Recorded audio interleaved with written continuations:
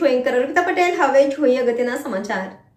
કચ્છમાં દારૂનો નશો કરી બેફામ ડ્રાઇવિંગનો વિડીયો થયો વાયરલ। ટ્રેલર ચાલકે અનેક લોકોના જીવ જોખમમાં મૂક્યા। કિલોમીટરો સુધી બેફામ ડ્રાઇવિંગ કરી ભુજ ખાવડા રોડનો વિડીયો સામે આવ્યો। આવા દારૂડિયાઓ સામે ખાવડા પોલીસ કાર્યવાહી નથી કરતી।